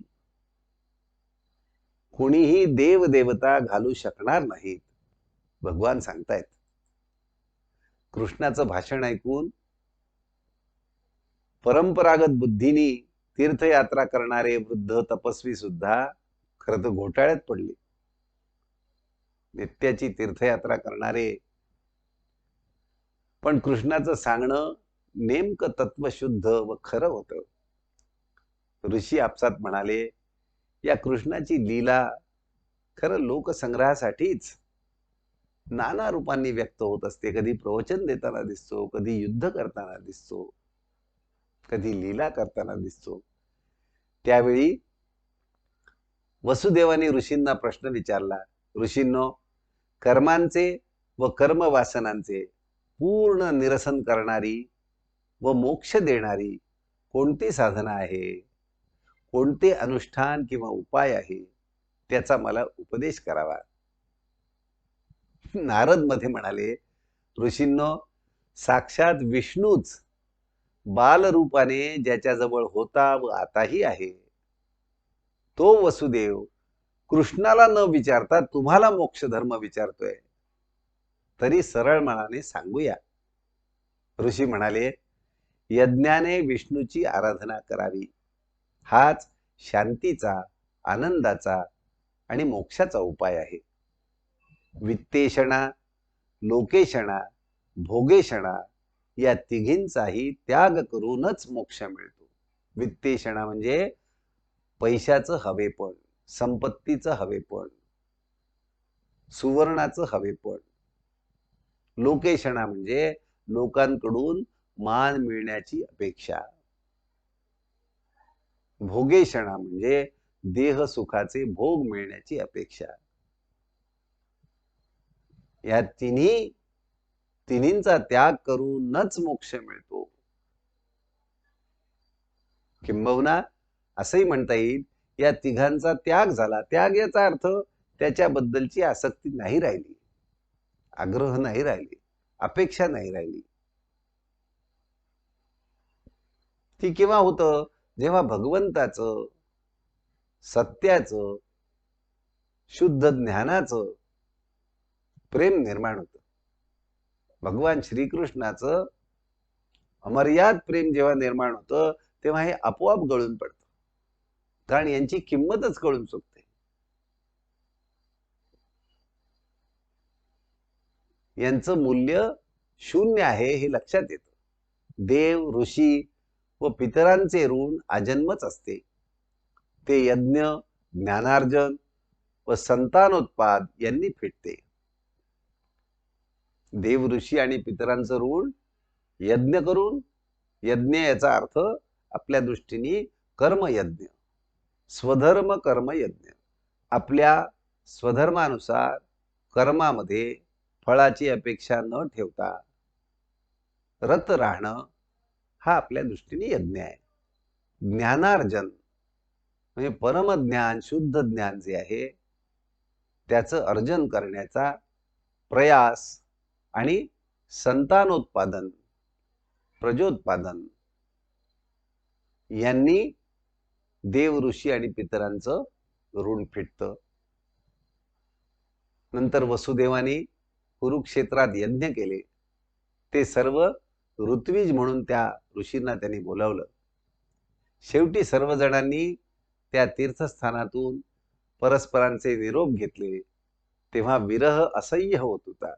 विशेषतः नंदादी गोपांची कृतज्ञतेने त्यावेळी सन्मानाने पूजा केली कृष्णाने.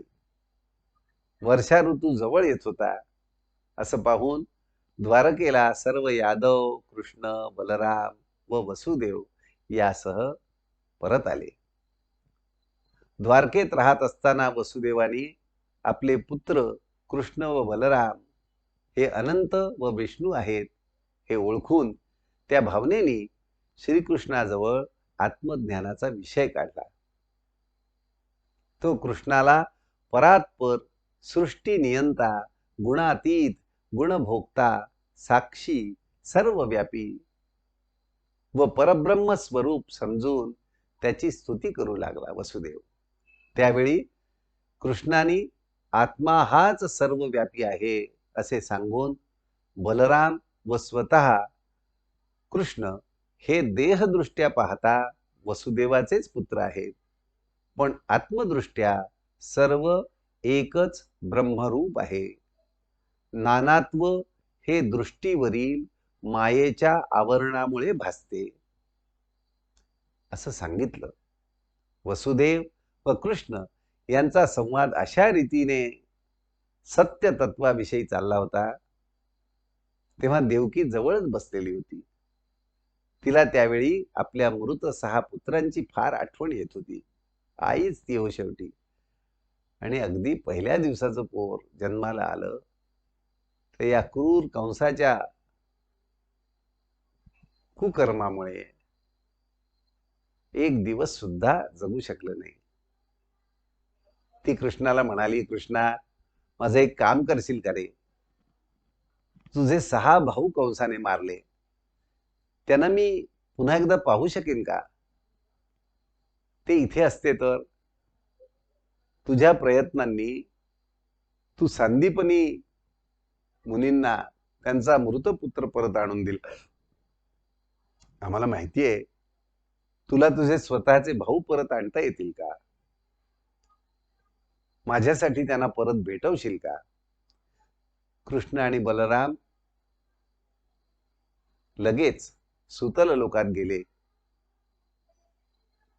जिथे बळीराजाचं आधिपत्य होतं.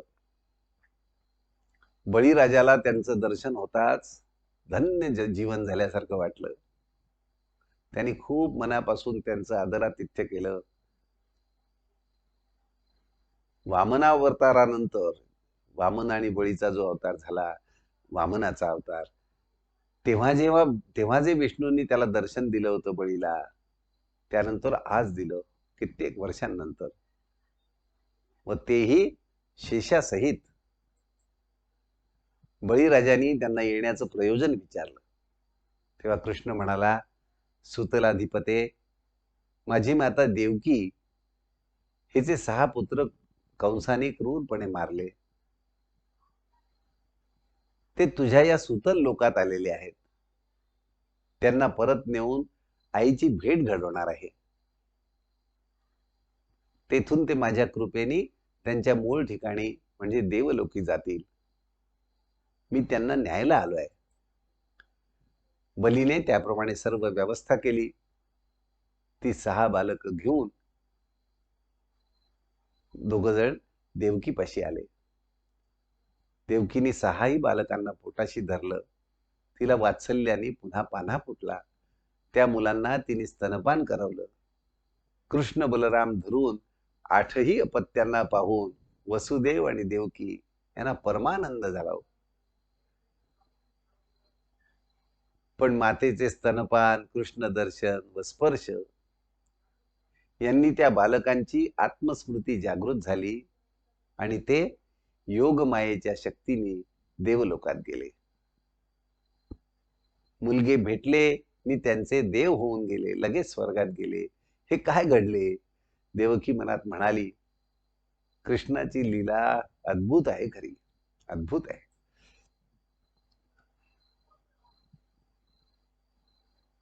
श्रुतदेवाला उपदेश. मिथिला नगरीचा राजा बहुलाश्व आणि त्याच नगरीत राहणारा एक ब्राह्मण श्रुतदेव हे दोघेही श्रीकृष्णाचे परमभक्त होते.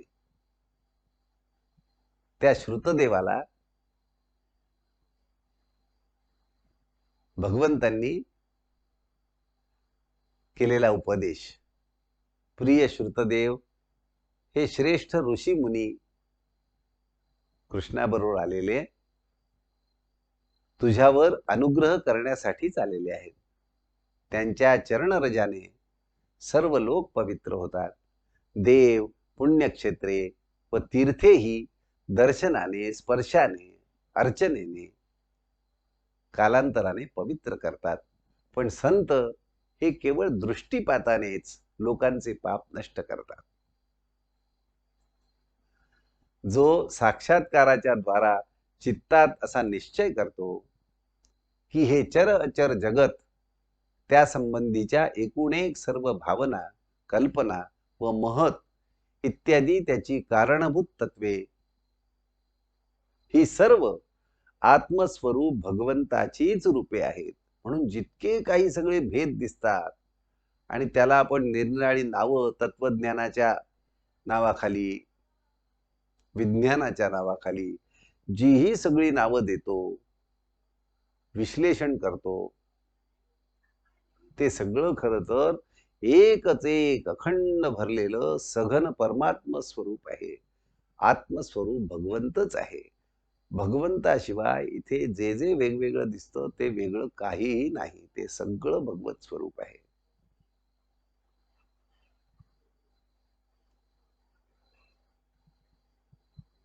अशी ज्याची भावना असते तोच ब्राह्मण होय. बघा, पुन्हा एकदा सांगतो, ब्राह्मणाची व्याख्या भगवंत आज इथे करतायत, अत्यंत आवश्यक आहे आपल्याला. मी जन्माने ब्राह्मण असेल तर त्यामधलं ब्राह्मण्य खात्रीचं नाही.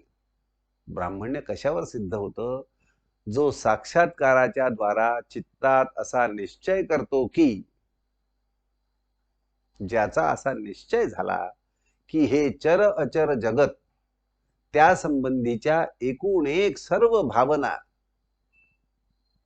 त्यामधल्या सर्व विविध आकार प्रकारांविषयी असलेल्या सर्व भावना, कल्पना व त्याच्या अंतर्यामी असलेलं एकच महत्त्व, सूक्ष्म तत्व इत्यादी त्याची कारणभूत तत्वे, ही सगळी तत्व ही सर्वच्या सर्व आत्मस्वरूप भगवंताचीच रूप आहेत, असा ज्याचा निश्चय असतो चित्तामध्ये, तोच फक्त ब्राह्मण होय.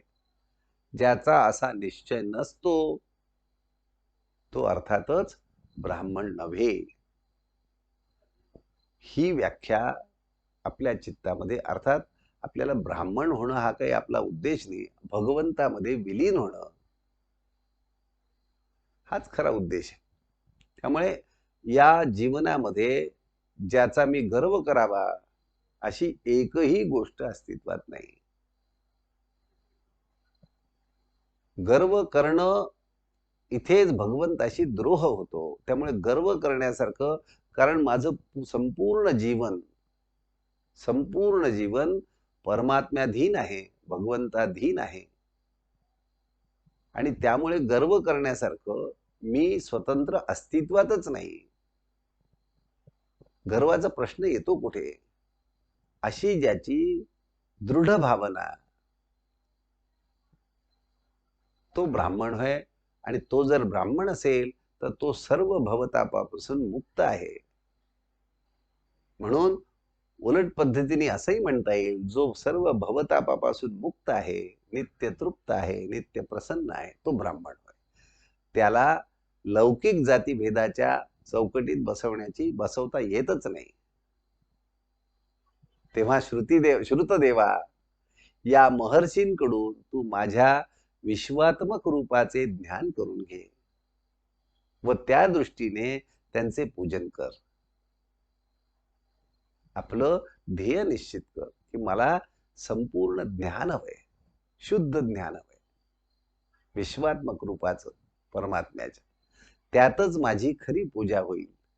एरवी तू कितीही धन, कितीही पूजा सामग्री खर्च करून माझी पूजा केलीस तरी ती व्यर्थ ठरेल. माझ्या पूजनाचा मार्ग सिद्धांच्या हृदयातूनच जातो. त्यांच्या हृदयाची भावना, ईश्वर भावना ही माझी झाली की माझी पूजा सिद्ध झाली. बाह्य उपचार मी काय करतो याचा त्याच्याशी काही संबंध नाही. परीक्षिता, भगवंतच, शुकमुनी सांगताय ना परीक्षिताला, भगवंतच या सृष्टीचा संकल्प करतात. त्यांच्या आदी मध्य व अंत यांच्या ठिकाणी तेच असतात. सृष्टीच्या आदी मध्य म्हणजे आदी नंतर जो काळ जातो अंतापर्यंत, त्या ठिकाणी सुद्धा तेच असतात. प्रकृती व जीव यांचे तेच स्वामी आहेत. प्रकृतीची निर्मिती करून तेच जीव म्हणून तिच्या ठायी प्रवेश करतात व अगणित देहांची धारणा करून त्यांचे नियंत्रण करतात. याचाही अर्थ पुन्हा तोच झाला, सर्व देहांचं, फक्त मानवाच्या नव्हे, सर्व चेतन सचेतन जीवांचं देहांचं धारणा तोच करतो आणि त्याचं नियंत्रणही तो भगवंतच करतो, परमात्माच करतो. कोणाचंही नियंत्रण स्वतंत्र कोणाच्याही हातात नाही. संपूर्ण नियंत्रण एकाच एक परमात्म्याच्या हाती आहे, सगळ्यांचं. स्वप्नातून जागृत झालेला मनुष्य जसा स्वप्नाचे अनुसंधान सहज सोडून देतो, जाग आली की स्वप्न सुटून जातं, सहज सुटतं, प्रयास नाही करावा लागत. तसाच भगवंताच्या प्राप्तीनंतर जीव हा मायेची बंधने सहजतेने सोडतो, म्हणजे ती गळून पडतात.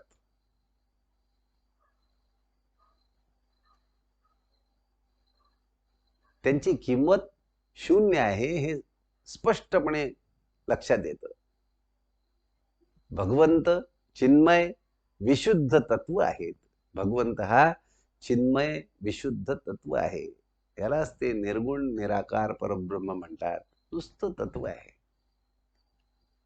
त्याच्या ठिकाणी प्रकृती अथवा माया यांचे रती मात्रही अस्तित्व नाही. आपण प्रकृती, माया वगैरे वगैरे जी काही नावं घेऊ ते तिथे कुठेही नाही. श्रीकृष्ण भगवान हेच परम अक्षय स्थान आहेत. श्रीकृष्ण भगवान हेच परम अक्षय स्थान आहेत. त्यांचेच निरंतर चिंतन केले पाहिजे. आपण या भागवत सप्ताहामधून हाच आपला निर्धार आहे.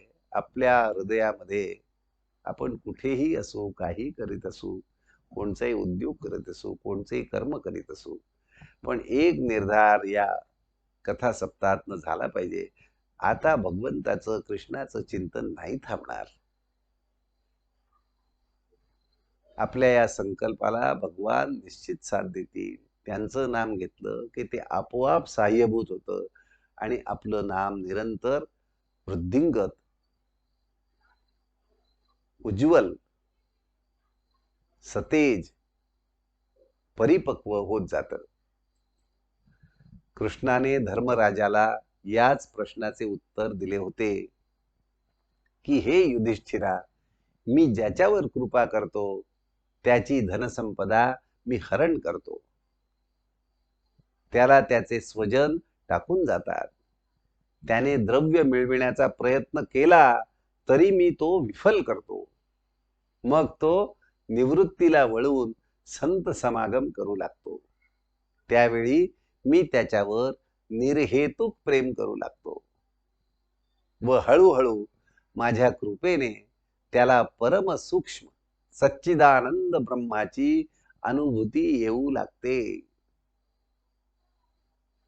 आपलं एवढंच कर्तव्य आहे हो या जन्मामध्ये, मनुष्य जन्मामध्ये हे सहज शक्य आहे. आपण या परमात्म्याच्याच उपदेशाचा आधार धरून साधना सुरू करू लागलो तर आपल्याला प्राप्ती निश्चित आहे. सद्गुरू ही आपोआप आपल्या जीवनात येतात, भेटतात आणि आपल्याला हात धरून सांभाळून मार्गदर्शन करून भगवंतापर्यंत नेऊन पोचवतातच. माझी भक्ती व आराधना कठीण आहे. अन्य देवदेवता लवकर प्रसन्न होतात. ते भक्तांना अगदी साम्राज्य सुद्धा देतात. प्रपंचातलं, माया जगतातलं, आभासी जगतातलं भरपूर काही देतात. पण त्यामुळे बहुतांशी भक्त उन्मत्त, प्रमादी व भ्रष्ट होतात. इतकेच काय, ते वरदात्या देवालाच त्रास देतात. परीक्षिता, याविषयी मी वृकासुराची गोष्ट सांगेन. वृकासूर हा शकुनी मामाचा मुलगा. त्यांनी एकदा शंकरांची तपश्चर्या केली आणि मग शंकर प्रसन्न झाले. शंकर म्हणाले, माग वर.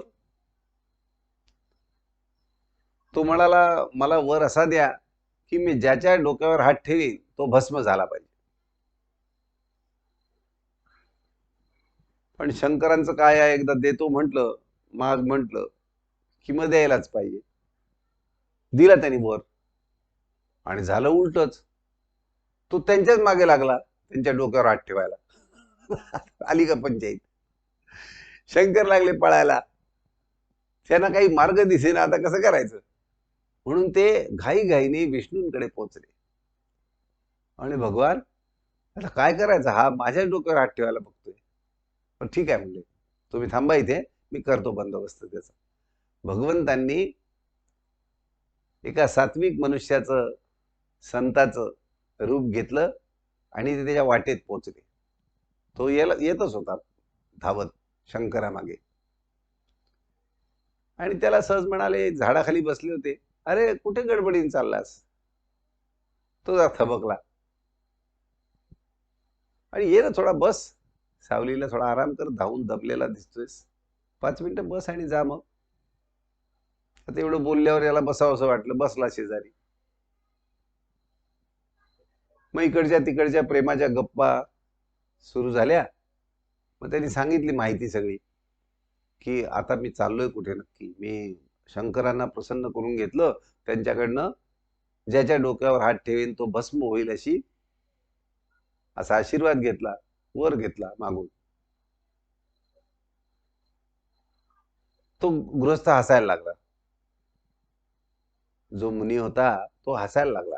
का हसता म्हणला. असं कुठे शक्य आहे का म्हणला, डोक्यावर हात ठेवला जळला कोणी, भस्म झाला. असं काही शक्य नाही. शंकराने तुला बनवलंय. हा, बनवलंय. अरे मला खात्री आहे म्हणला, भस्म होऊच शकत नाही डोक्यावर हात. तुझ्या स्वतःच्या डोक्यावर हात ठेवून बघ ना म्हणला, काही होणार नाही, तुला गॅरंटी देतो. गोष्टी बोलता बोलता त्याला भुलवलं आणि त्यांनी स्वतःच्या डोक्यावर हात ठेवून घेतलं. आणि शंकरांचा आशीर्वाद होता, वर होता. तो गेला जळून, भस्मसात होऊन सुटले शंकर. असा भगवंत म्हणतात की असा जो प्रपंचातलं, लौकिकातलं काही मागतो ते त्याला मिळतं, पण तो देणाऱ्यावरही त्याची कृतज्ञता ठेवत नाही, त्याच्यावरच उलटू शकतो. आता निस्पृहता खरी म्हणजे काय, किती सहिष्णू, किती विनम्र माणसाने असावं, याचाही आदर्श भगवान विष्णूंनीच घालून दिलाय. एकदा भृगु ऋषी, ब्रह्मदेवांचे पुत्र आणि अन्य त्या ऋषीगण, अशी यांची चर्चा चालली होती. सगळ्यात श्रेष्ठ त्रिमूर्तीमध्ये कोण आहे, ब्रह्मा विष्णू महेशामध्ये सगळ्यात श्रेष्ठ कोण आहे. तर म्हणाले परीक्षा केली पाहिजे. मग सगळ्यांनी भृगु ऋषींना विनंती केली की तुम्ही परीक्षा करा.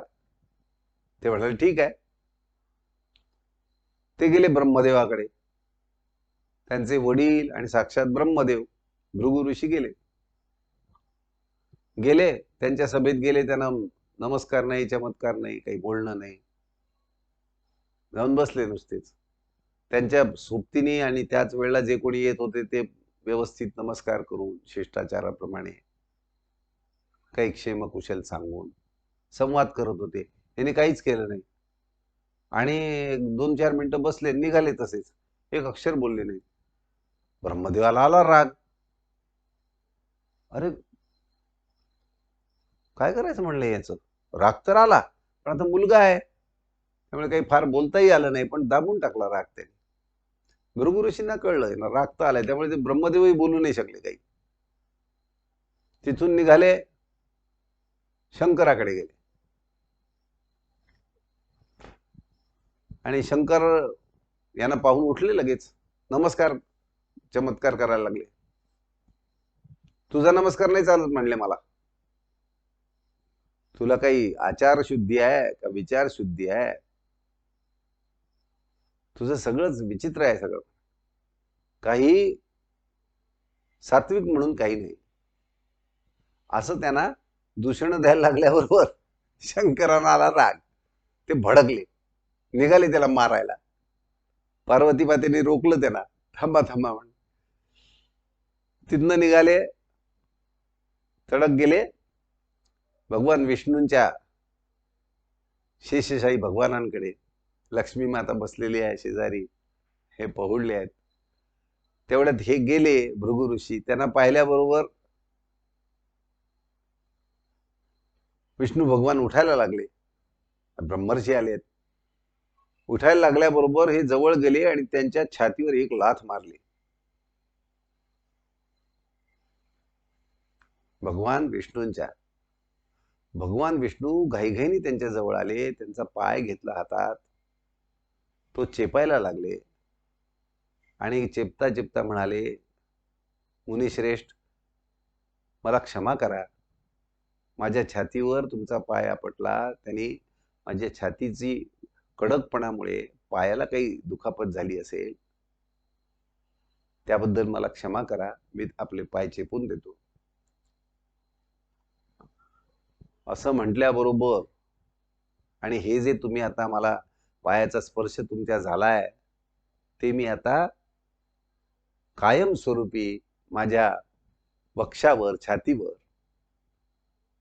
हे एक भूषण म्हणून, हा दागिना म्हणून मिरवीन, श्रीवत्सलांछन असं म्हणून मी हा मिरवीन. मला खूप धन्य वाटलं. आपली चरणचिन्ह माझ्या छातीवर उमटली आज. भृगु ऋषींनी विष्णूंचे पाय धरले, परत आपल्या ऋषीगणात आले आणि म्हणाले, भगवान विष्णूच रे, जो सर्व सृष्टीचा उगम आहे ना, तो सर्वश्रेष्ठ आहे. ब्रह्मदेवांना राग आला पण त्यांनी मुलगा म्हणून आवरला, पुत्र मोहाने आवरला, म्हणजे दोषच आहे. शंकरांना तर उघडच राग आला आणि यांच्यापेक्षा जास्त प्रमाद मी विष्णूंबरोबर केला, त्यांच्या छातीवर लाथ मारली.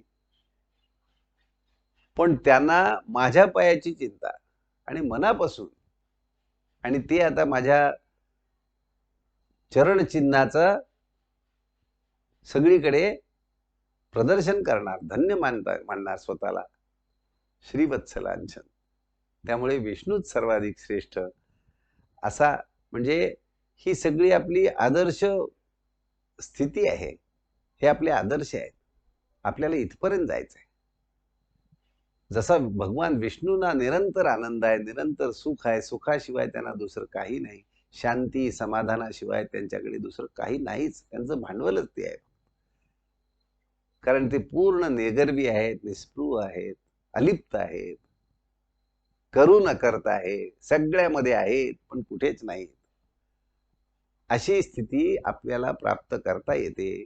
अशी स्थिती प्राप्त होणं, याचंच नाव ज्ञानी होणं, तत्वज्ञान प्राप्त करणं, पचवणं, रिचवणं, पचवणं. आणि ह्या मनुष्य योनीमध्ये हे अत्यंत आद्य कर्तव्य आहे. परमोच्च कर्तव्य काही असेल तर हेच आहे. यांनी सर्व बाजूनी नुसतं यशच येतं, श्रेयच मिळतं, समाधानच मिळतं, समाधानाशिवाय काहीही मिळत नाही दुसरं.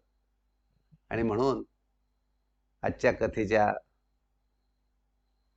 आजच्या दिवसाच्या समाप्तीला आपण मनोमन भगवंताला शरण जाऊ. भगवान श्रीकृष्ण हे चांगलं माध्यम आपल्याला मिळालंय. आपल्याला हा अवतार सर्व बाजूनी त्याचं चरित्र गायलं गेलेलं आहे. त्याचं नित्य स्मरण करून आपण भगवंताच्या परमपदाला प्राप्त होऊ शकतो, हा निर्धार मनाशी धरून स्वतःला कोणत्याही तऱ्हेने कमी लेखण्याचं पाप न करता, वेगळं मानण्याचं पाप न करता आपण या भक्ती मार्गात पडून राहू, आनंदात राहू. गोपाल कृष्ण भगवान की जय.